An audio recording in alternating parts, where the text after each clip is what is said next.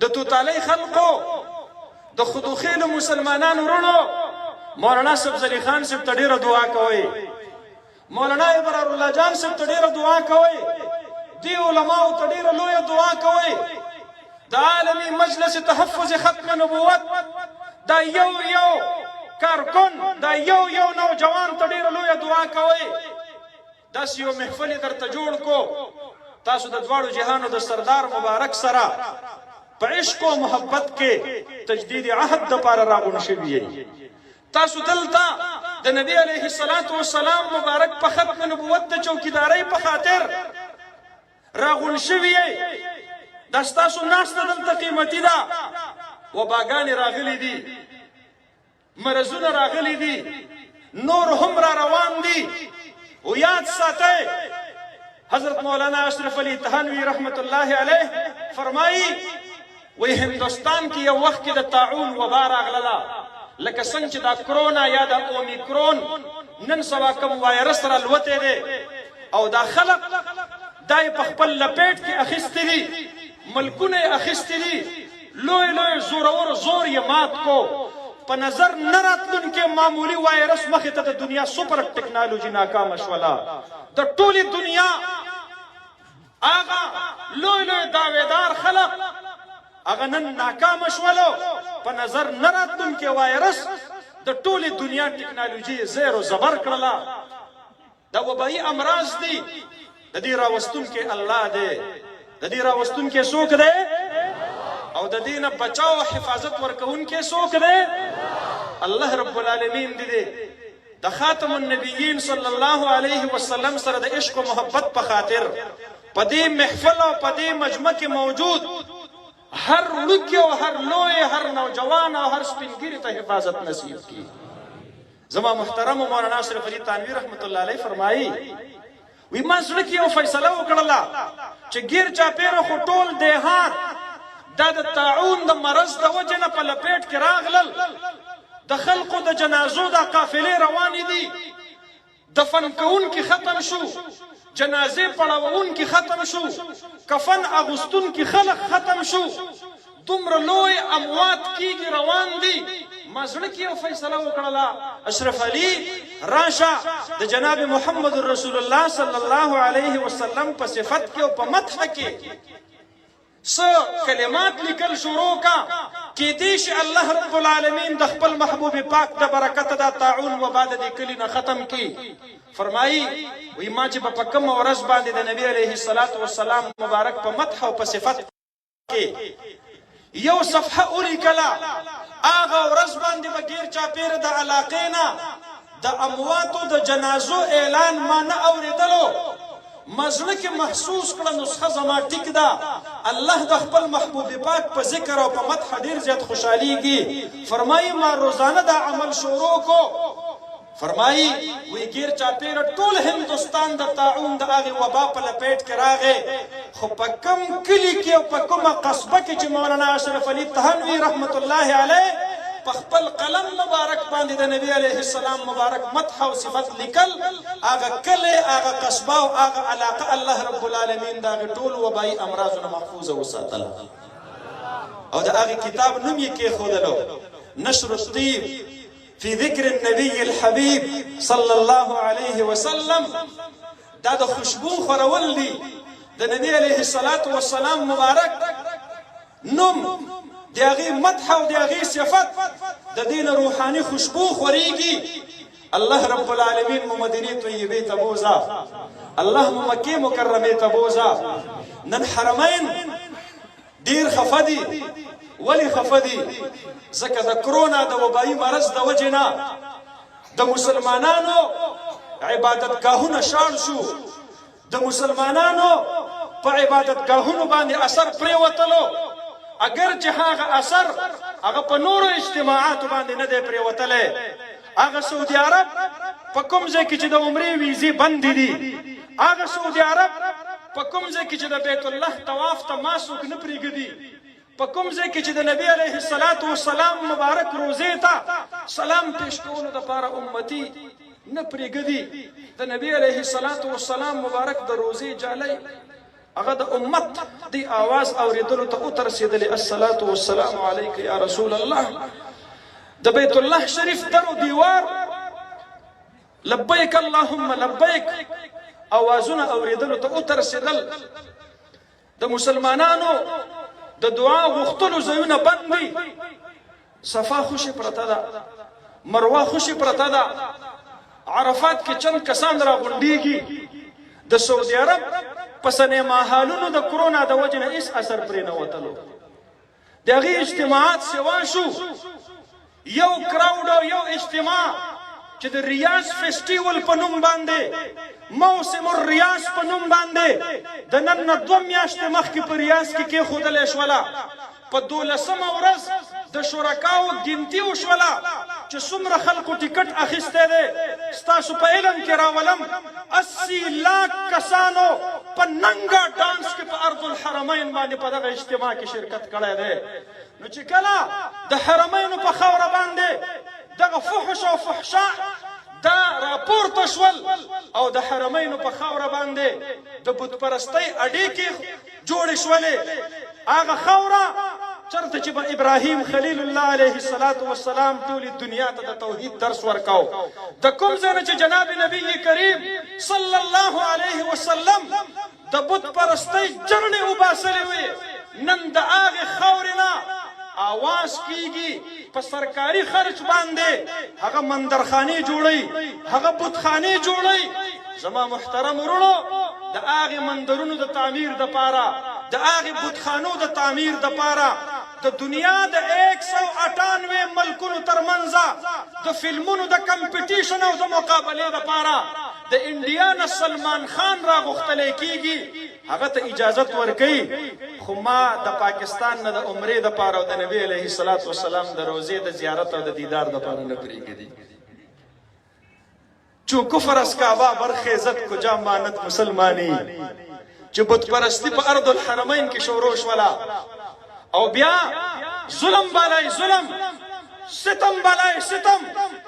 هغه منبر و محراب د مکې مکرمې د بیت الله په خوا کې ولاړ امام الحرم المکی الشریف او په مسجد نبوي شریف کې د نبی علیه السلام مبارک د روزي سره په یو څو غزه فاصله کې پروت منبر رسول صلی الله علیه وسلم باندې ولاړ امام الحرم المدني. هغه کله ودرېږي، هغه غریب، هغه مظلوم دی، هغه ناچاره دی، هغه بے اختیار دی، هغه ته په لاس کې خطبه تماویږي. هغه محکومه منبر او محراب کوم چې په سعودي عرب کې د بتخانې په تعمیر باندې خاموشه پاتې شوی و، هغه محکومه منبر او محراب کوم چې په ارض الحرمین کې د فلمونو په نمایش باندې خاموش پاتې شوی و، هغه منبر او محراب کوم چې د عمرې په بندش باندې خاموشه پاتې شوی و، هغه منبر او محراب کوم چې نوی سټي جوړیږي په سعودي عرب کې نیوم سټي په نوم باندې چې هلته به د دنیا لغړ تهذیب وي، هلته به د الله اکبر په اذان باندې پابندي وي، هلته به په یوه چار دیوارۍ کې دننه مسجد هم وي، ګرجه هم وي، مندر هم وي، کلیسه هم وي چې د یو ګوټ نه د الله اکبر آواز راوځي نو د بل ګوټ نه به بت ته د سجدې دپاره د جرس آواز راوځي. هغه د حرمینو منبرونه هغه خاموش وو. خو چې د حکومت د طرف نه ورته چټي راغله چې په دې را روانه خطبه کې به تاسو د دعوت او تبلیغ خلاف تقریر کوئ، زه ډېر افسوس سره دا خبره کومه او دا واقعیت تاسو ته صرف د عبرت دپاره نقل کومه. هغه د نبی علیه السلام مبارک په منبر باندې ولاړ امام صاحب آواز کوي جماعة الدعوة والتبلیغ التي تسمى بجماعة الأحباب هي جماعة إرهابية قبورية مشركة. وی د دعوت او د تبلیغ چې کوم جماعت او کوم تحریک چلیږي دا د مشرکو ډله ده، دا د قبر پرستو ډله ده، دا د دهشتګردو ډله ده. نن د منبر رسول صلی الله علیه وسلم نه دا فریاد راوځي، د امت مسلمه علماو ته راوځي، خطباو ته راوځي، مقررینو ته راوځي، خدا را خپل منبر او محراب محکوم ما جوړوئ ورنه ستاسو حشر به همدغه وي د نبي علیه السلام مبارک د روضې سره په څو ګزه فاصله کې پروت منبر باندې د حق د آواز په ځای باندې د باطل آواز پورته کیږي. علماو د پاکستان د حکمرانانو د طرف نه چې کوم 10,000 اعزازیت تاسو ته میلاویږي د هغې متعلق زه نه وایم. د برطانیې وزیر خارجه بله ورځ په هاوس اف کامنز کې پریس کانفرنس دوران کې وویل چې د سعودي علما مونږ د خپل نیټورک د لاندې راوستي دي. اوس چې مونږ څه وایو نو د عرض الحرمین د منبر او محراب نه به هغه آواز راوځي او په صراحت سره پکې دا آواز وکړو. زمونږ کوشش دا دی چې مونږ د پاکستان منبر او محراب هم په دغه نیټورک کې شامل کو. مونږ په دغه نیټورک کې د شاملېدلو نه انکار کوو. مونږ د جناب محمد رسول الله صلی الله علیه وسلم د روضې مبارکې سره د ګنبد خضرا سره په دې لکونو میله لرې خپل طرف نه عهد کوو ان شاء الله دا د وراثت پګړۍ دا د مدینې د جانان د وراثت پګړۍ ده. دا د وخت د حاکم د اتباع او د تابعدارۍ دپاره موږ نه ده په سر کړې. دا د الله او د الله د رسول صلی الله علیه وسلم مبارک د دین حق د بیانولو دپاره موږ په سر کړې ده. زما اکابرو چې ما ته پګړۍ په سر کړې ده نو د هغې سره سره ما ته درس را کړی دی چې حضرت سید حسین احمد مدني رحمت الله علیه هندوستاني فوج کې برتي کېدلو باندې د حرمت فتوا ورکړله. د کراچۍ په خالق دین حال کې فرنګي جج حضرت مدني رحمت الله علیه راغواړي. مولانا محمد علي جوهر رحمت الله علیه ورسره ولاړ دی. انګریز جج د حضرت مدني رحمت الله علیه نه تپوس کوي وی دا دومره زړورتیا تا کړې ده چې زما په فوج کې برتۍ ته تا حرام ویلي دي.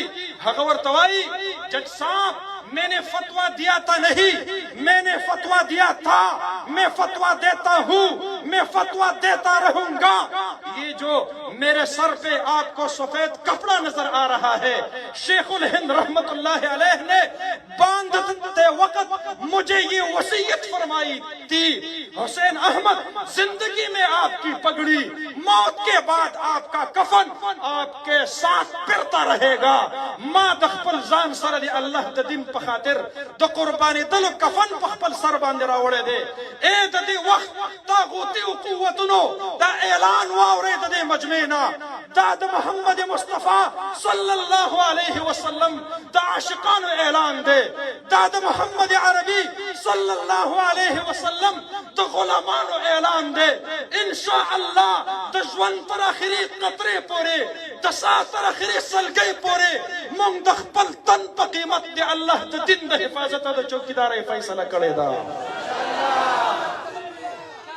داسې به کوو ان شاء الله.